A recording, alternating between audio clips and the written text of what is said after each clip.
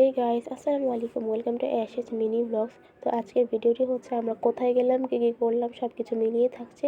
তাহলে চলুন দেখে নিই। তো আজকে আমরা চলে গেলাম সোনারগাঁও ভাবির বাসায়, ভাবি আর জায়ানকে আনতে। আর হ্যাঁ, আমাদের বেবির নাম কিন্তু জায়ান রেখেছি, মানে ওর পুরার নাম হচ্ছে জায়ান রিদওয়ান। তো আমরা সকাল সকাল রওনা দিয়ে দিলাম। ফার্স্টে নবীগঞ্জ গোতারাঘাট পার হয়ে দেন গাড়িতে উঠে পড়লাম। তো ওই দিন একটু ঠান্ডা ছিল।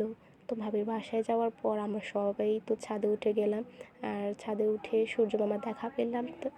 তো ছাদ থেকে নেমে আমরা ভাবিদের পুরো বাসাটা ঘুরে ঘুরে দেখাচ্ছি। তো আর এটা হচ্ছে ভাবিদের পুকুর, এখানে অনেক মাছ ছেড়েছে। তো আর একটু পর মাছের খাবার দিবে, তখন আপনাদের দেখাবো যে কী পরিমাণ মাছ আছে এখানে। তো এখানে বাচ্চারা খেলাধুলা করছে। আমরা শহরে থাকি, শহরে তো বাচ্চারা ঘর থেকে বেরই হয় না, সারাদিন শুধু মোবাইলই দেখে। তো ভাবিদের বাসায় বড় উঠান থাকে, বাচ্চারা তো খালি পায়ে উঠানে অনেক মজা করে খেলছে। মানে কি বলবো, বাচ্চাদের সাথে আমরাও ঘর থেকে বেশিরভাগই উঠানে ছিলাম। উঠানে অনেক গাছ লাগানো ছিল, তো এখানে কথাবার্তা বলতেও আমাদের অনেক ভালো লাগছিল। আর এই তো ভাবিদের উঠানের মাঝখানেও কিছু গাছ লাগিয়েছিল, এখানে ফুলকপি আর বেগুন গাছের চারা লাগিয়েছিল মেবি। মানে কি বলবো, গ্রাম মানিয়ে গাছের সৌন্দর্য। তারপর এই তো মাছের জন্য খাবার এনেছে।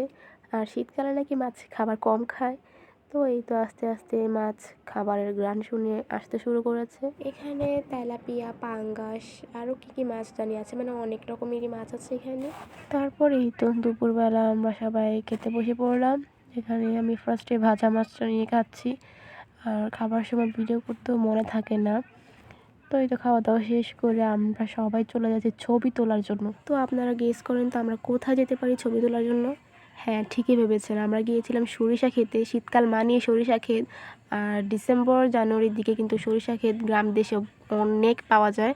তো ছবি তোলার জন্য আমরা সবাই মিলে একদম সরিষা ক্ষেতের উপরে ছাপিয়ে পড়েছিলাম ছবি তোলার জন্য।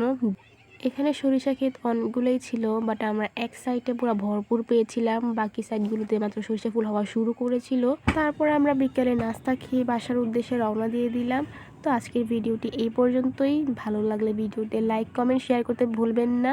দেখা হবে অন্য কোনো ভিডিওতে। আল্লাহ হাফিজ।